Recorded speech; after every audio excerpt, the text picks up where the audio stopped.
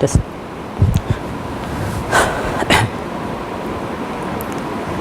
have you ever wondered why a giant tusker is so afraid of a very small mahout? Or how does he control or make such a gigantic creature so docile?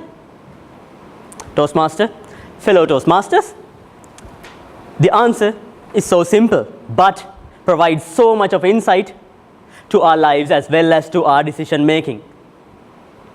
The elephant does not have any clue at all about its magnitude in comparison to this very small person.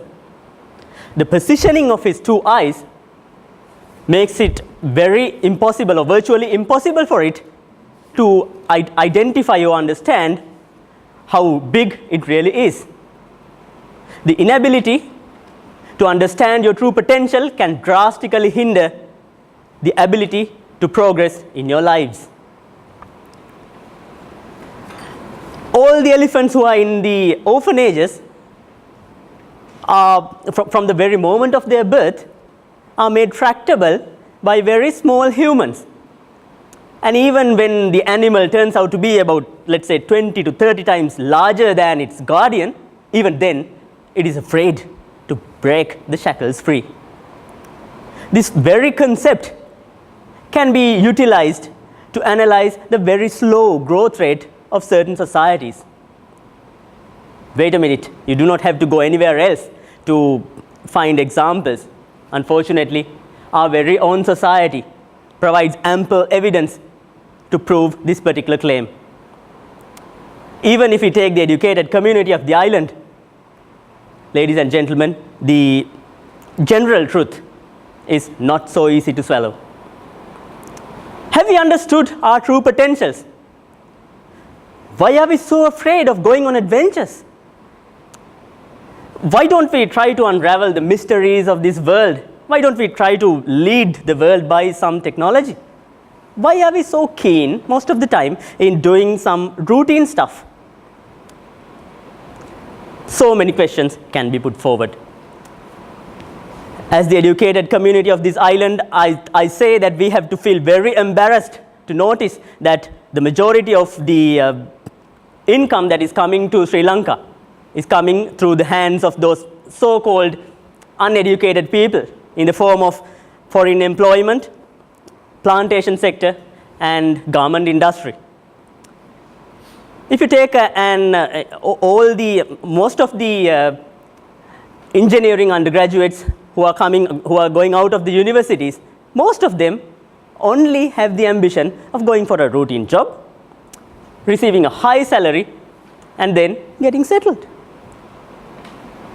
Even if you approach an exceptional student with a very good family background and then ask from him or her, hey, why don't you go for something of your own? Why don't you start your own company? You are a very talented person. You have all the managerial skills as well as technical skills. Why don't you take some risk and start your own thing? Ladies and gentlemen, let me tell you, most of the answers that you would get in such kind of a scenario would be like the following. I think I don't have such a capability to do something like that. Before doing something like that, I think I have to learn a bit more about the field. Oh, what are you talking, man? I'm already satisfied with what I have got, so don't need to do something of that nature. I think I am afraid of doing something like that. What if I fail? Fellow Toastmasters, these are kind of viruses that have been installed in our society to occlude the rays of positive thinking and thereby not allowing the youth of this nation not to identify what their true potentials are. And as a result, most of the very enthusiastic, talented people do not deliver up to their expectations. But on the other hand, you cannot just put the blame to those people for their behavior. On their perspective, it is entirely reasonable to take such a decision to go for personal safety rather than adventure. Let me tell you a fact.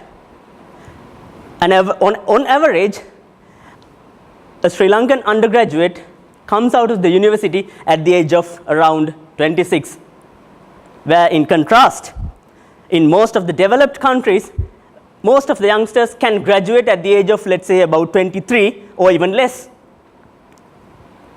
So this particular gap of about 3 to 4 years has left no room whatsoever for the Sri Lankan undergraduates to go in search for adventure.